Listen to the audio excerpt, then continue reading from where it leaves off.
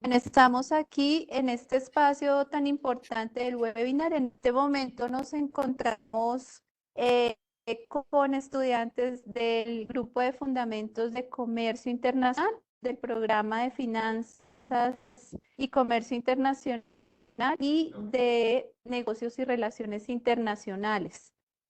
Tengo el gusto de presentarles al doctor Venancio Salcines. Él nos va a acompañar hoy como conferencista experto. Nos trae un tema súper relevante sobre la globalización, preguntarnos si la globalización está en crisis, ¿verdad? Y esto es también con motivo no solamente de tener un tema actualizante para nosotros, para los que estamos aquí asistiendo y prestos a escuchar al doctor Venancio, sino también para expresar, digamos, ese interés que tenemos hacia los temas de liderazgo, la innovación, hacia la nueva era digital en la que ya prácticamente nos encontramos. El doctor Venancio Salcines es rector del Centro de Estudios Superiores de Galicia. Nos acompaña el día de hoy. Entonces, doctor Venancio, no le quito más tiempo. Lo dejo entonces con nuestro público de hoy. Doctor Venancio, muy buenos días, buenas tardes para usted que nos acompaña desde España. Pues muchas gracias, doctora Infante. La verdad, para mí es un placer dar una conferencia, una charla en La Salle, porque es una universidad en la que tengo buenos amigos y tengo una relación excelente. Hace un par de años que no visito su universidad físicamente y espero que pronto pueda estar por ahí otra vez paseando en sus aulas y sus espacios. Bien, el tema que planteo, que es un tema que está a debate, al menos en Europa, es todo el proceso de globalización. Y la globalización está viva y fuerte, como pensábamos, o si hay unos movimientos, unos ejes, unas inercias que dicen que está en crisis y está sujeta a una redefinición. Yo apuesto por lo segundo. Yo creo que estamos claramente ante una redefinición y que tenemos la necesidad de visualizar, de saber cuáles son los ejes de cambio o cuáles son los movimientos de cambio. Voy a compartir con ustedes unas slides, a ver si no me lío con el tema este. Yo creo que no las voy a ver si las puedo compartir. No sé si las ven. Estoy viendo, a ver si puedo, un momento, pantalla, ventana, compartir. Yo creo que ya tienen las slides enfrente y vamos a ver qué ocurre, dónde estamos. Bueno, en primer lugar estamos en un momento de nuestra historia en la que tenemos crecimientos espectaculares y permanentes. Prácticamente llevábamos miles de años donde la economía casi no crecía, donde pasaban las décadas, pasaban los siglos y estábamos con un nivel de renta prácticamente estable. Pero desde 1800 los niveles de renta empiezan a crecer y cada día de modo más exponencial. Si tuviéramos una conversación con nuestros bisabuelos, en mi caso abuelos, en el suyo bisabuelos, veríamos que ellos vivieron en un mundo donde prácticamente no hubo cambios. Crecieron con una tecnología, crecieron con una economía y se murieron con esa tecnología, se murieron sin ver cambios evidentes en los modos de producción. Pero si echamos un vistazo a los tiempos actuales, vamos a ver cómo una persona puede llegar a ver en vida prácticamente 3 revoluciones industriales o 3 cambios de paradigma. El primer cambio apareció en el siglo XVIII en el Reino Unido, pero llegó tarde, llegó bastante tarde, a muchos otros países. Se puede decir que la vía revolución industrial empezó a asentarse en mediados y finales del siglo XIX. ¿Y qué supuso? Supuso el derrumbe de la economía agraria. Al menos en Europa, esto fue muy evidente. La economía europea está sustentada en la economía agraria y las naciones que no supieron ver los cambios que venían, que no supieron entender la primera revolución industrial, se cayeron.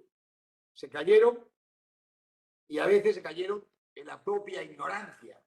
Llegaban los cambios, pero no eran capaces de visualizar esos cambios.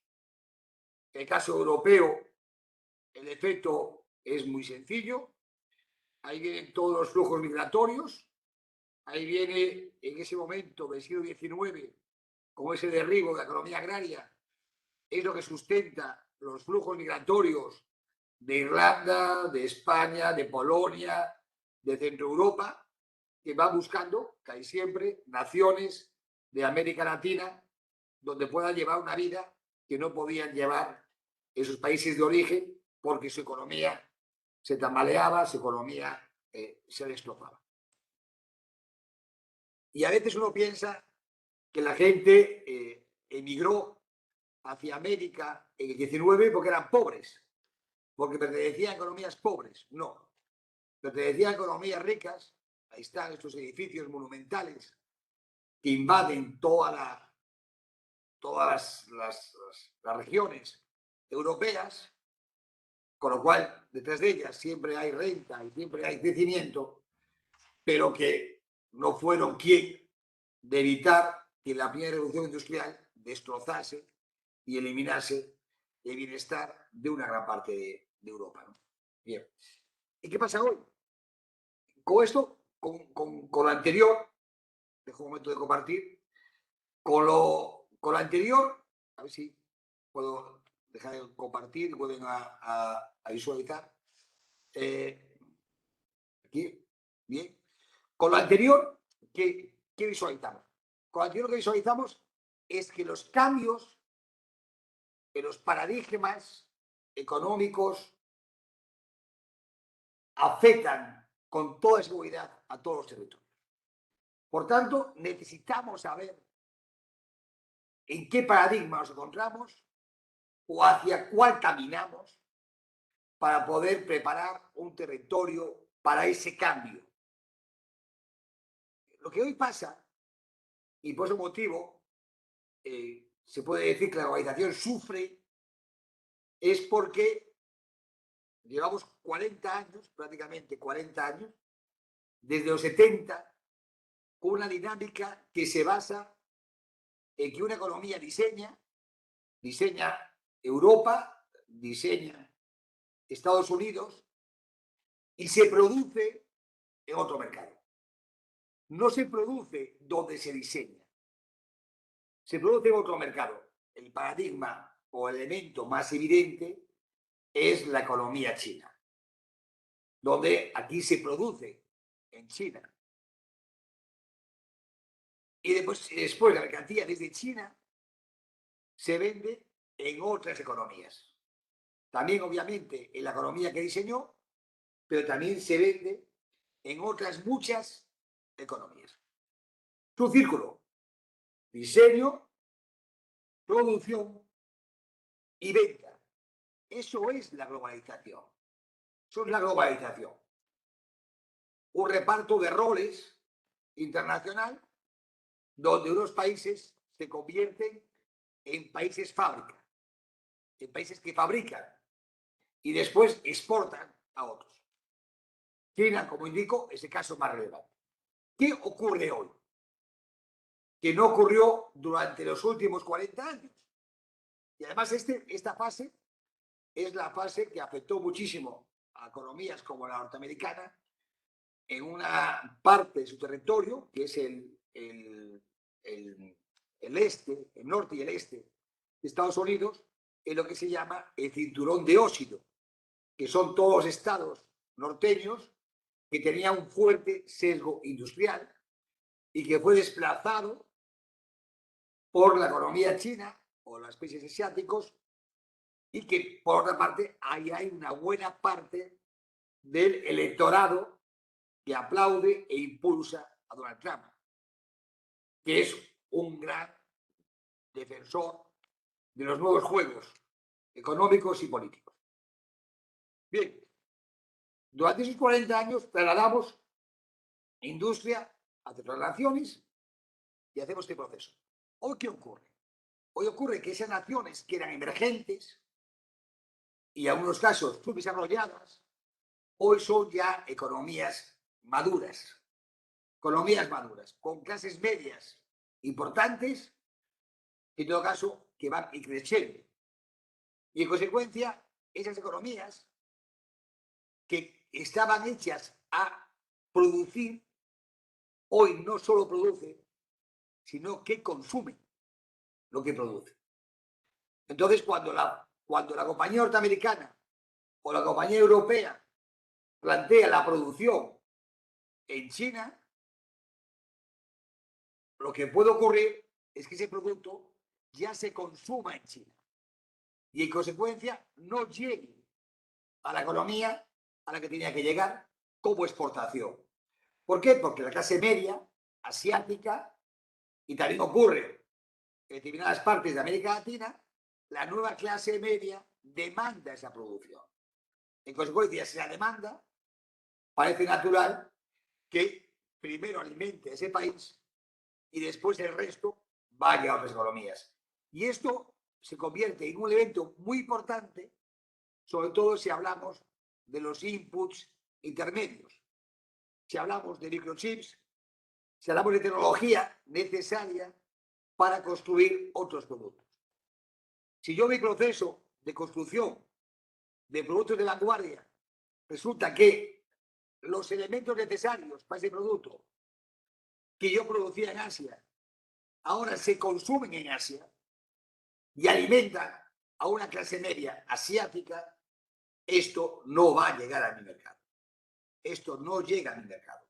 Con lo cual tengo que redefinir mi cadena de suministro.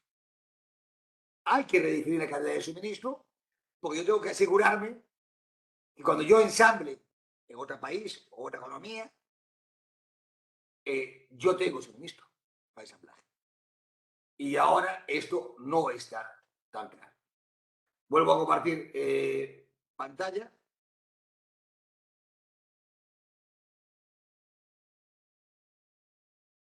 Aquí maximizo. Segundo. Bien. Y hay un elemento más, un elemento adicional, y ese elemento adicional es la huella de carbono de ese producto. El tráfico marítimo, que es básico para la exportación en los mercados globales, hoy en día es un gran contaminante. Un gran contaminante. Es complicado decir que yo tengo producción sostenible o que yo tengo producto verde cuando los inputs de mi producto han sido trasladados durante 10.000 millas marítimas quemando fuel oil. Complicado.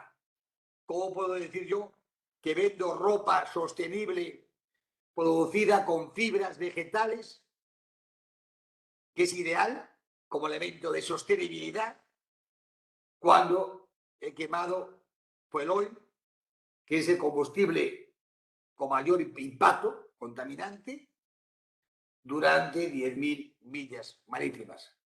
Muy difícil explicarlo, muy difícil. Lo que nos lleva a otro elemento.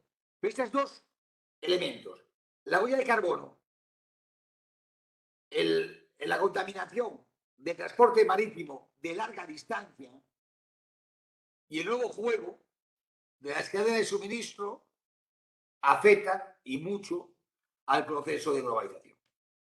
Y aquí, ¿qué nos lleva? Nos lleva hacia una nueva estructura geopolítica.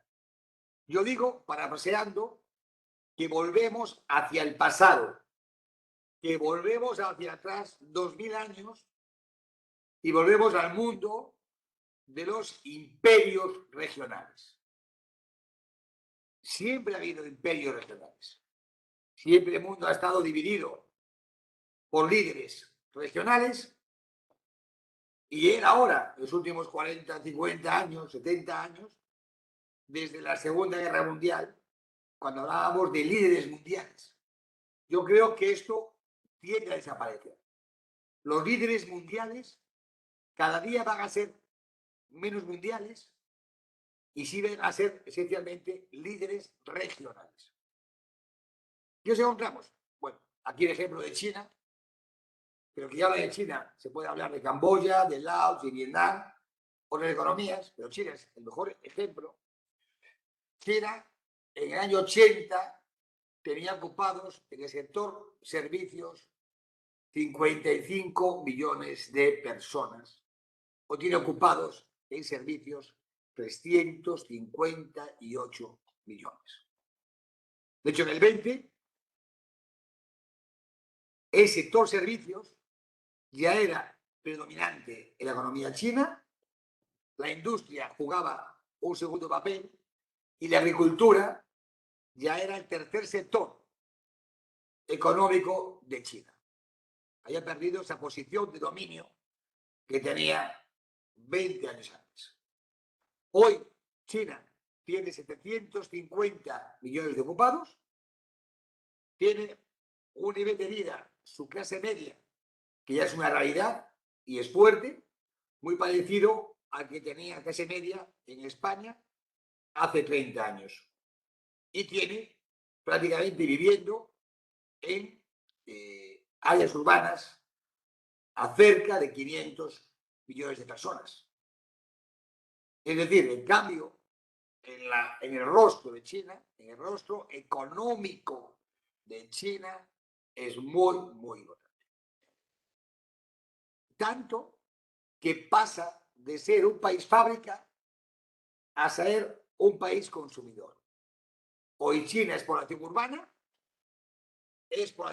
con fuerte presencia de clase media, y cuando produce, ya no produce pensando en alimentar las necesidades de una familia de Bogotá o de una familia de Londres o una familia de Los Ángeles. Cuando produce, su objetivo es alimentar a una familia de China. La familia se ve reforzada por otra familia. El objetivo es alimentar a su clase media, que además no puede ser de otra manera, porque si no tendríamos un problema político de fondo que afectaría a la estabilidad del país. Por tanto, estamos ante un cambio en la realidad económica de Asia, al cual no se escapa a la economía china, que está planteándose la defensa de su propio ecosistema. ¿Por qué? Porque en Asia va a haber diferentes jugadores con diferentes niveles y el papel de China será ser el líder de todo el megacontinente asiático, lo cual no será fácil ni será sencillo, pero China necesita tener también sus países productores, porque hay determinado nivel de producción que ahora mismo en China ya es caro y necesita trasladar a Bangladesh, a Vietnam, a Laos, por economías. ¿Y dónde van a estar las fábricas de China? Las fábricas de China, en gran medida, se reubican en lo que denominamos el sudeste asiático.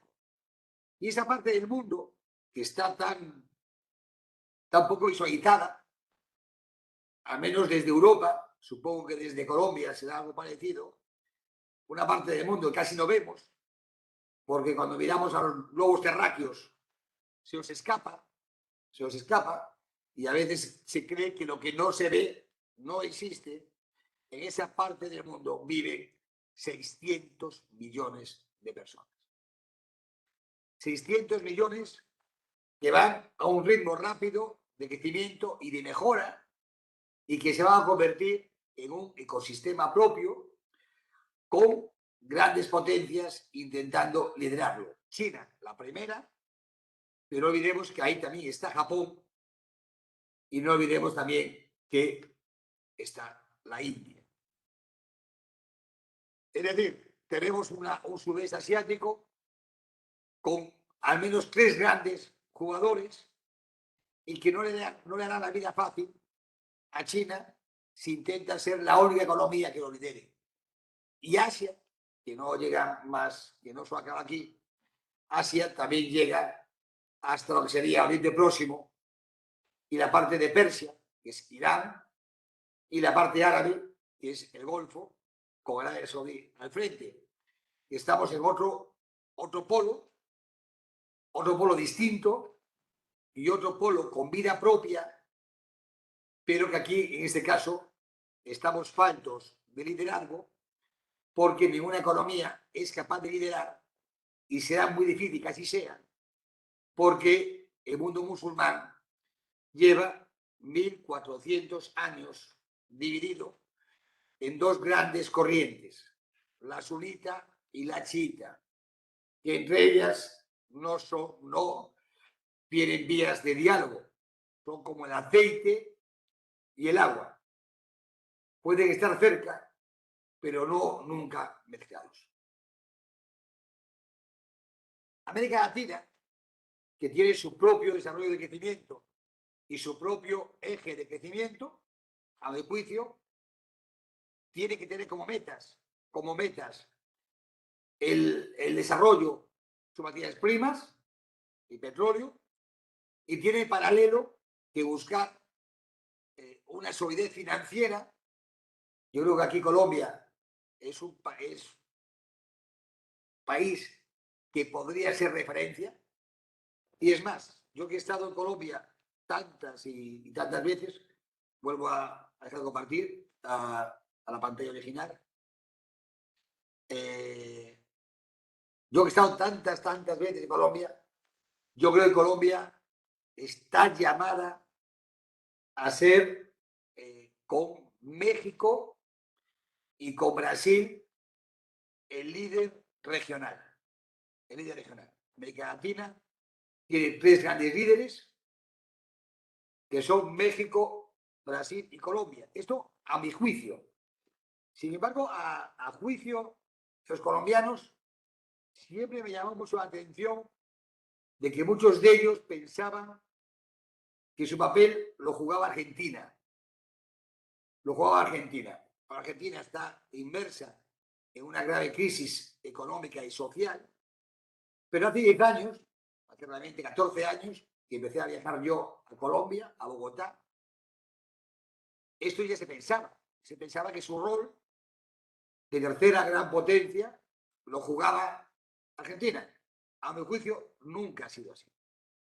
A mi juicio, Colombia es un país que tiene que levantar más la cabeza y tiene que reivindicar más su peso en el continente, porque claramente es la tercera economía del continente, en población, a nivel social, desarrollo de su clase media, etcétera, etcétera, y tiene que jugar ese papel. Y además, en este caso, Colombia tiene algunos elementos donde hay una gran maduración, y entre ellos es la banca y el sistema financiero. El sistema financiero colombiano es sólido, es solvente y es maduro, de modo similar como es en México y de modo similar a como es en Brasil.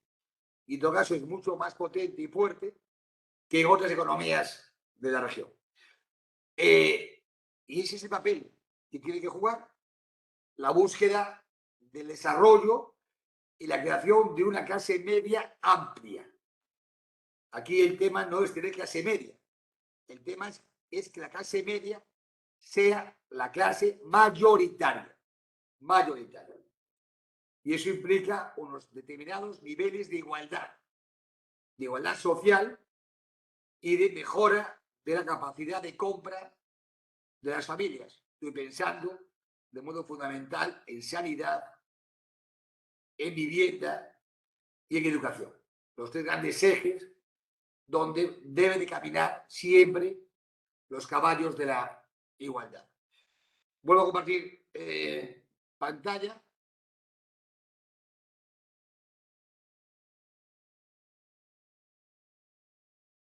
Y después queda África, gran continente africano. Nosotros tenemos fuerte presencia en África Central. Tenemos allí gobiernos amigos a los cuales le ofrecemos formación. Acabamos de ganar un concurso del Banco Mundial para formar a 2 ministerios de un país de África Central. Es una zona del mundo a la que yo viajo con cierta frecuencia, pero África hoy es un país que se divide entre China, de modo fundamental, y África Central, que es el grueso del continente, con Francia. Francia es el líder histórico de la región y China es el líder, yo creo que decir, emergente, es ser muy humilde. China es un líder claro en el lugar. Y África Central no tiene ninguna economía que busque liderazgo, no tiene ninguna economía. ¿Por qué? Esencialmente sus economías más robustas están muy debilitadas en lo social, tienen problemas internos importantes y tú no puedes intentar ocupar un puesto de liderazgo en una región si no tienes algo que contar, si no tienes algo que explicar. Ese papel lo debería jugar por tamaño y por extensión y población Nigeria, pero Nigeria no tiene en sus momentos la potencia suficiente para jugar. Posiblemente en el futuro, si avanzase más, podría hacerlo. Y siguiendo esto, esta visión, esta lectura de cómo estaba el globo, la Tierra, vamos a hablar de los grandes ejes que van a mover la nueva agenda económica mundial, que yo creo que son relevantes y que hay que tenerlos siempre presentes para poder entender el futuro. Esos ejes que además han impactado con muchísima fuerza en Europa son los ejes de la transición ecológica y la transición digital. Hoy en día, una gran parte del mundo está pensando cómo camina hacia esa transición ecológica. De hecho, se puede decir que la única verdad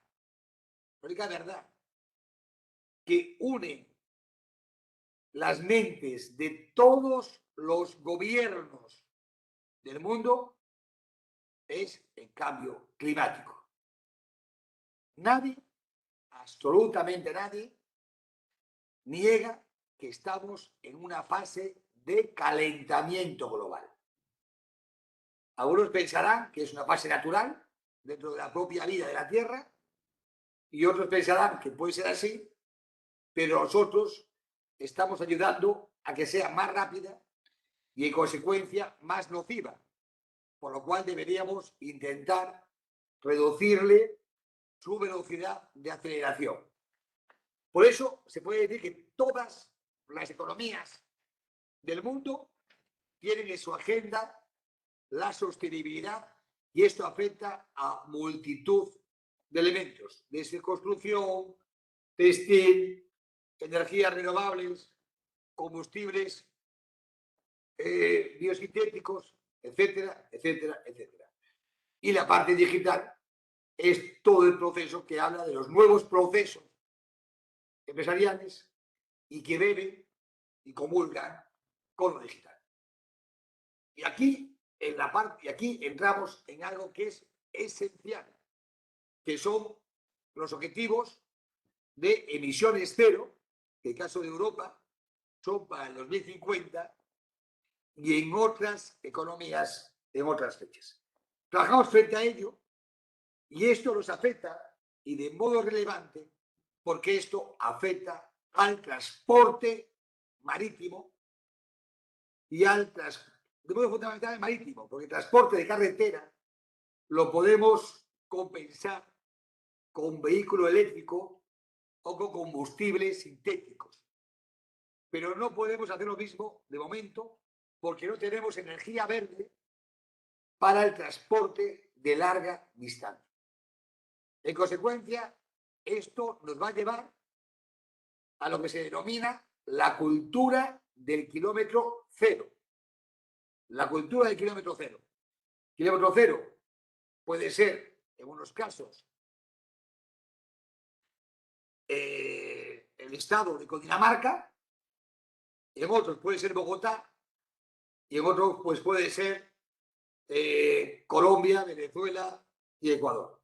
Dependerá el concepto, el producto, pero está claro es que siempre va a haber una tendencia a que nos alimentemos de lo más cercano, porque las regulaciones financieras internacionales van a empezar a contemplar la huella de carbono.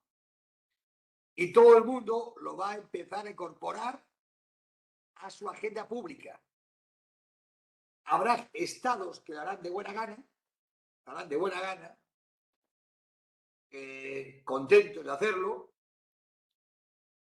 y habrá otros que no lo harán de buena gana, pero tendrán que hacerlo, porque si no, no podrán acceder a determinados fondos de cooperación internacional. Y vendrá impuesto, posiblemente, por organismos multilaterales. Con lo cual, de un modo u otro, a un ritmo u otro, la legislación nos va a ir llevando a que contemplemos la huella de carbono como un elemento más de nuestro producto. Ya repito, reitero, países que lo harán con gusto, creyendo que es lo correcto, y otros lo harán forzados por los organismos multilaterales. Pero todos caminarán hacia ese objetivo.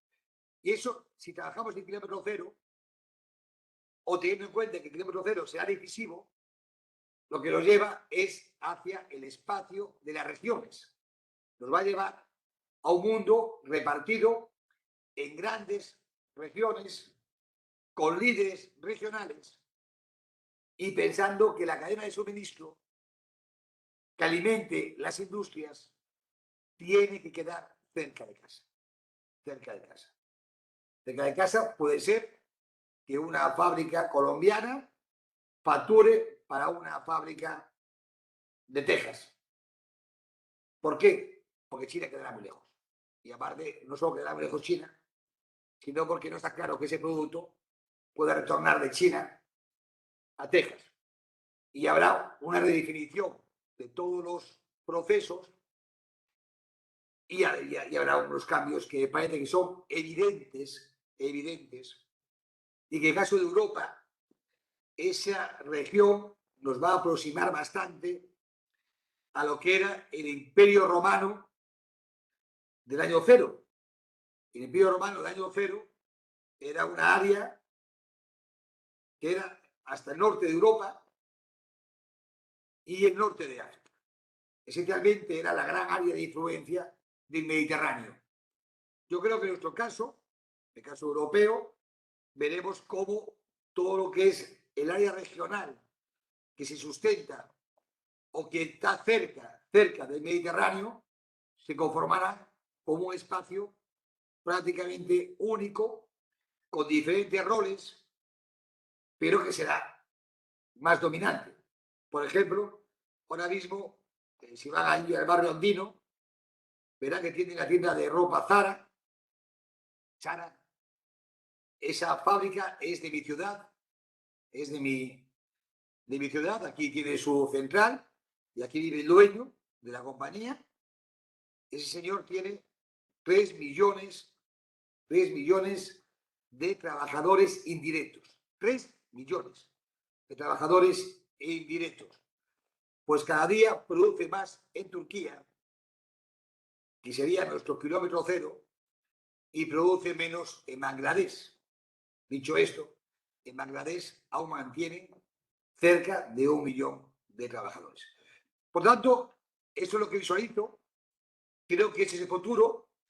Creo que habrá diferentes ritmos, diferentes movimientos, pero en todo caso, cada día va a ser más evidente estos cambios y esta redefinición del mundo, que no es más que una vuelta a lo que teníamos hace 50 y 60 años. Un mundo de líderes regionales y no de líderes globales. Con esto, si desean hacer algún tipo de pregunta o comentario, estoy abierto a cualquier sugerencia y espero que os haya sido útiles y agradable esta charla.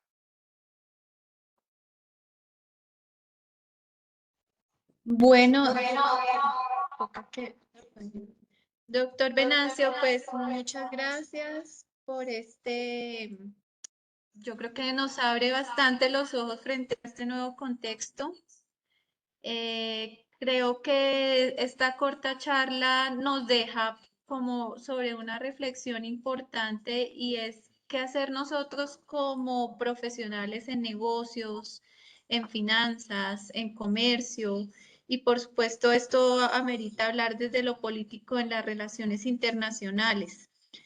Yo me lanzo a hacer una pregunta y es básicamente, doctor Venancio, ¿cómo ve usted entonces dentro de ese esquema que nos orientó y nos enseñó el día de hoy el tema de la competitividad? Es decir, sabemos que cada nación o cada economía se ha empoderado desde sus recursos naturales. Esa ha sido como la historia económica de nuestro sistema, ¿no? Especialmente en comercio internacional.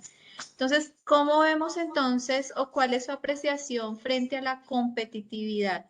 Es decir, ¿cambia un poco? ¿Podríamos incluso ya contradecir un poco lo que nos enseña la ventaja o la estrategia competitiva?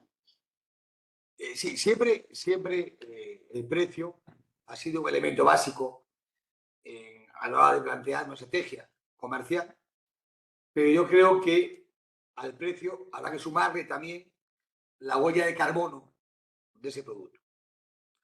Será un mix entre precio y huella de carbono, lo cual nos da otra oportunidad y otro elemento. Yo auguro que si dentro de 10 años estamos usted y yo aquí charlando, su blusa, su camisa, será de fibras vegetales.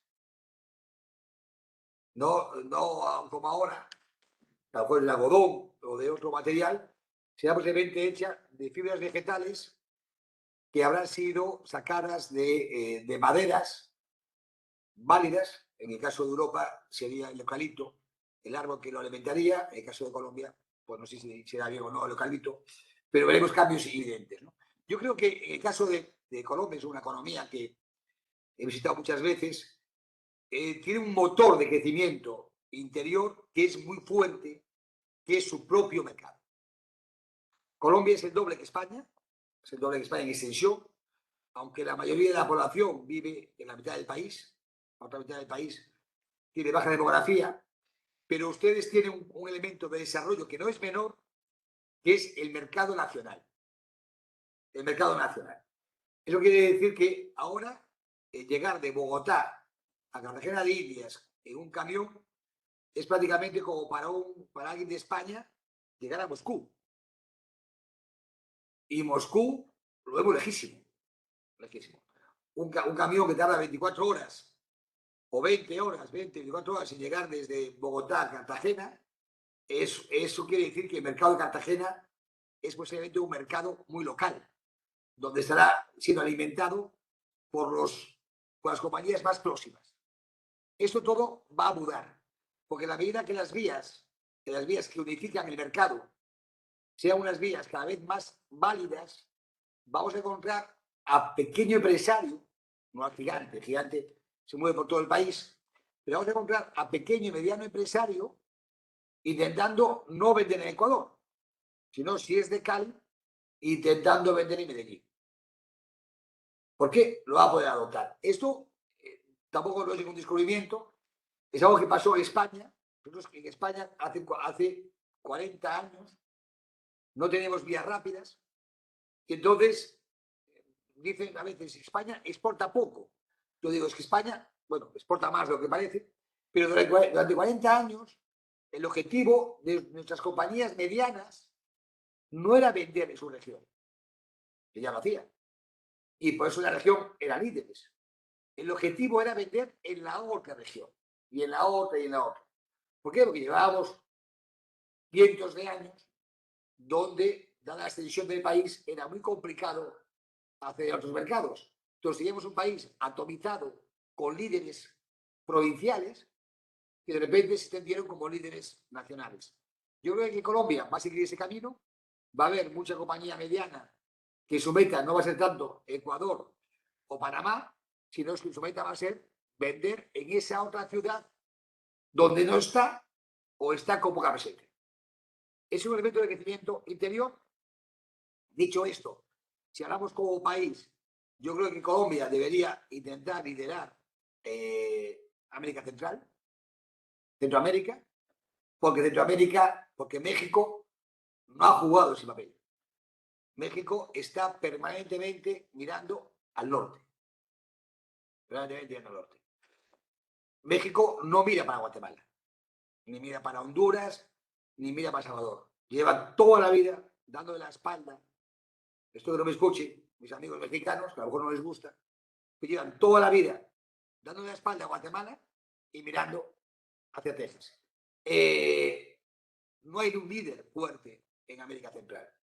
Y Colombia, que además tiene San Andrés y Providencia, ahí enfrente, Nicaragua, y que fue la gran Colombia en el pasado, yo creo que tenía que jugar un papel mucho más relevante, aunque eso supusiese plantear una vía rápida que cruce el Darién. Eso sí que va a ser dificilísimo, que alguien se anime a construir una vía rápida que a través del Darién, no sé si no será, yo creo que antes llegamos a Marte, que conseguimos una vía rápida que cruce el Darién. Pero yo creo que ese es un elemento. El otro Ecuador y Perú. Tiene que crear su propio ecosistema, porque Colombia socialmente y los capitales son más fuertes. Tienen grupos más potentes, tiene un liderazgo más evidente, tiene mucho talento, Colombia tiene mucho talento y puede jugar un papel de líder regional, porque los procesos de construcción de clase media son globales. En todos lados crece clase media. Y clase media es mercado y consumo. Doctora Infante, no sé si me ha ayudado algo con mi respuesta. Claro que sí, doctor Nancio, muchas gracias. Voy a invitar a alguien que si quiere acercarse a hacer una pregunta, algunos de nuestros asistentes, si se animan, o alguien que alce la manito por aquí, por la plataforma. Bueno, mientras se animan, entonces quiero también presentar una persona que ha sido clave en nuestro proceso para llegar hoy a esta apertura, a esta charla tan interesante. Es la doctora Elisa Piedrahita. Ella es la representante aquí en Colombia con quien hemos hecho un convenio internacional muy interesante. Recordarles que el doctor Venancio es rector del Centro de Estudios Superiores de Galicia y la doctora Lisa Piedrahita, ella ha hecho parte del equipo para este convenio entre CESUGA y la Universidad de La Salle. Entonces, quiero darle la palabra a la doctora Lisa. Doctora Lisa, muy buenos días.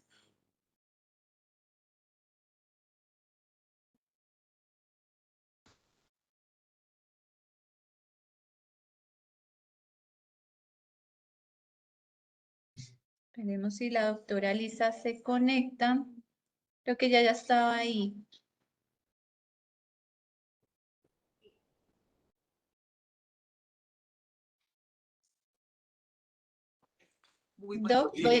A ver si entra. Ahí está. Ahí está. ¿Qué tal, doctora Elisa? ¿Cómo está? Muy bien. ¿Sí me escuchan? Sí, hombre, qué gusto escuchar. Hablamos mucho, pero whatsappeamos más. Whatsappeamos más.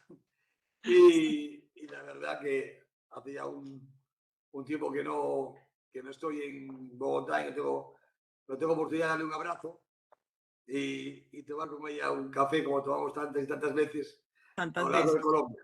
Hemos recorrido mucho el país, Hemos doctora recorrido Vicente. muchísimo el país y pues doctor Venancio, es para mí un honor ser la representante de SESUGA y de la Escuela de Finanzas. Como, como dice el doctor Venancio, nos conocemos hace muchísimos años, hemos realizado muchos proyectos conjuntamente, tenemos un récord y una trayectoria muy grande y hace un tiempo, hace ya 2 años, regresó el doctor Venancio a Colombia y realizamos este convenio con la Universidad de La Salle, tan importante. Ha sido un proceso académico muy interesante y qué bueno que usted siendo el líder de su grupo económico y que nos traiga la apertura a este diplomado internacional que construimos conjuntamente, que lo cual es supremamente diferente, visionario, como todo lo que usted hace de proyección internacional, y lo cual queremos pues invitar a todos los participantes, a todas las personas que nos están viendo, a, a formar parte de este seminario, de este diplomado, que es el inicio de una relación académica muy importante, de la cual hemos venido construyendo durante años. Entonces yo los invito a todos, las personas que nos están oyendo, de aprovechar eh, este momento tan importante con los conocimientos y la proyección de cada uno de los participantes, con el grupo que lidera el doctor Venancio, que yo estoy muy contenta de trabajar en estos proyectos por la visión, por la dinámica, por la proyección que se tiene a nivel global de todos estos temas. Ustedes lo vieron en esta conferencia tan importante y lo que estamos viviendo. Yo creo que es un momento muy importante y muy pertinente para todos los estudiantes ver el cambio global tan grande que tenemos, el cambio local global, pero que ustedes forman parte de todo ese proceso. Entonces, pues, doctor Venancio, agradecerle esta apertura, ¿verdad? En nombre de la universidad. Para mí, como siempre, un gustazo seguir, seguir colaborando con usted y seguir trabajando en este proyecto, y que es el inicio de muchos otros temas que vamos a seguir trabajando con la universidad. También pues queremos darle el agradecimiento a la decana Diana Carmona, con la que empezamos todo nuestro vínculo, a la profesora Elena y todo el equipo de la facultad, porque hemos venido trabajando muy juiciosamente, muy constantemente. Es un gran equipo del cual me ha traído grandes enseñanzas y creo que es una construcción colectiva muy importante. Pues muchas gracias, doctora Elisa. Bueno, yo creo que de cara a los estudiantes que nos escuchan, creo que aquí lo que es bueno siempre es meter ideas nuevas en la cabeza, Sí, que a veces serán acertadas, otras veces no serán acertadas. Y yo creo que esto es una frescura. Es una frescura para quien asista a este diplomado, porque te va a dar otros enfoques distintos. Y al final lo que se pide de un universitario es que tenga una cierta visión crítica de lo que hace. No que tenga capacidad para criticar, para cuestionar, para juzgar y también siempre para estar atento y alerta. Si te hablan de otras visiones, de otras amenazas, de otras oportunidades, y las tienes en tu cabeza, allá las puedes poner en valor, porque esto al final es lo que se pasa, ¿no? Lo que se trata. Se trata es de tener una cabeza bien amueblada y con diferentes ventanas de conocimiento, que unos usarán más, otros usarán menos, pero si no hay ventanas, no hay conocimiento. Todos necesitamos tener visiones múltiples. Yo creo que este diplomado, que nos enorgullece porque tenemos un gran respeto a la Universidad de La Salle, aparte de un gran cariño, porque ya hemos hecho cosas con ellos en el pasado. Ha habido estancias de estudiantes de posgrado de La Salle en nuestra escuela de negocios, de diferentes estudiantes de La Salle, lo cual tenemos ya trabajo hecho conjuntamente. Sí. Y la verdad que es una universidad en la que estamos muy, muy cómodos. Y yo le agradezco a la doctora Elisa que ella sea mi embajadora y haya sido lo que me haya llevado y acercado, al margen de que la decana también es buena amiga y le tenemos el mayor de los cariños. Sí, muchísimas gracias de verdad y qué bueno empezar hoy con este pie derecho, con su excelente conferencia, su visión, y eso es lo que van a ver a lo largo de todo el diplomado, las visiones globales y las visiones locales para un análisis de contexto internacional muy, muy importante, muy importante. Muchísimas gracias, profesora Elena, de verdad, un gusto a la Placer. decana. Claro que sí. Pues doctora Lisa, doctor Venancio, uniéndome pues a esa invitación tan importante y a los primeros resultados de esta gran charla, quiero permitirme compartir ese trabajo que hemos hecho a través de este convenio y es mostrándole a nuestros participantes la propuesta en forma de nuestro diplomado internacional. Nosotros, como bien lo dijo la doctora Lisa, el doctor Venancio, ya llevamos prácticamente un poco más de un año trabajando en la propuesta, siendo conscientes de las necesidades de formación en temas de innovación, de liderazgo. Entonces, me voy a permitir compartir ahí en pantalla toda la estructura de esta oportunidad académica que le hemos puesto por nombre ambas partes, Diplomado Internacional en Liderazgo e Innovación Global en la Era Digital. De hecho, el doctor Venancio es uno de nuestros también docentes, ponentes que van a estar acompañándonos en este diplomado.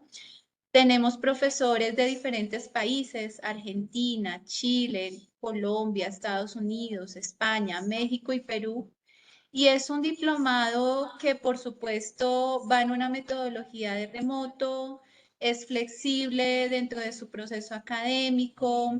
La idea es proporcionar conceptos y herramientas de análisis político, económico, local y global, como ya tuvimos un abrebocas en este espacio.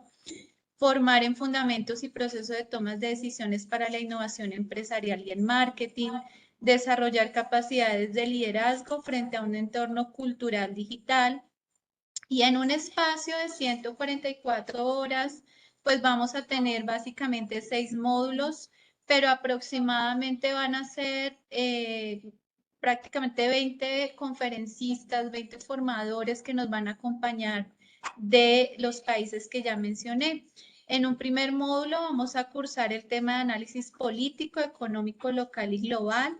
En un segundo módulo, tendencias y evolución fintech, que tiene que ver con, obviamente, herramientas para tecnología en finanzas. Hablaremos de innovación empresarial, habilidades directivas en la nueva era, marketing digital y modelos de negocios en la era digital.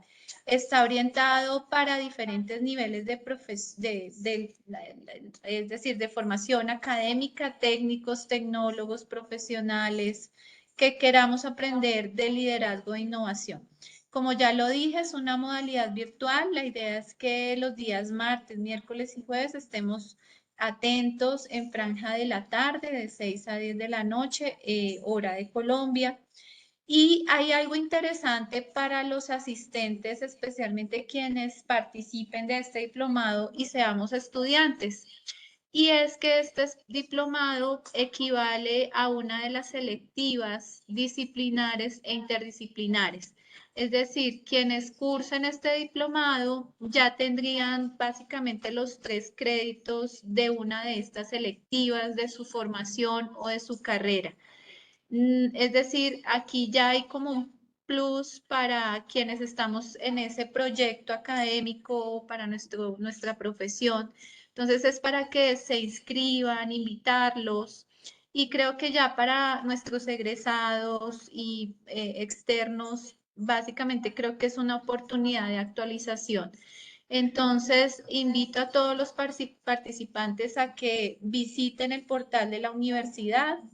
En oferta académica está el vínculo para que ustedes conozcan de fondo la propuesta de este diplomado internacional y pues todo el plus que trae para nuestro currículo y para nuestra formación académica.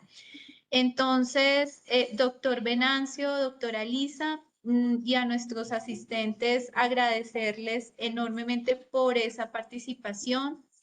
Gracias por esa asistencia, por esa atención. Y básicamente decirles que estamos atentos a cualquier inquietud que tengan a través del correo de nuestra facultad y de manera presencial, pues si ya tienen inquietud, con mucho gusto yo puedo solucionar esas dudas. Aquí están los correos de los profes que estamos a cargo y no me resta más que agradecer. Entonces, doctor Venancio, dejo en usted las palabras de cierre. Aprovecho también, me informan aquí que para estudiantes y egresados, el valor del diplomado, pues en general es de 1.800.000 y tiene un descuento del 20% para quienes se inscriban, ¿sí? Entonces, también para el equipo administrativo, un descuento del 25%, digamos que a margen de las cosas administrativas para participar en el diplomado.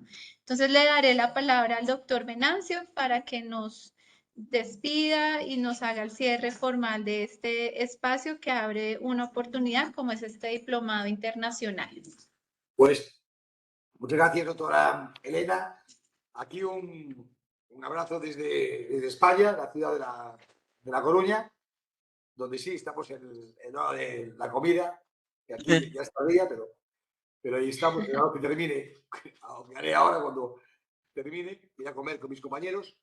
Y decir que nada, que es un honor, es un placer y estar este proyecto. Es un proyecto con el que ya vamos trabajando mucho, la doctora Lisa y yo. Estamos felices de que por fin haya salido y lo que esperamos es darle un soplo de aire fresco y de una visión internacional a aquellos estudiantes que deseen apuntarse a él y anotarle. Dicho esto, les deseo feliz día y me despido de ustedes. Muchas gracias.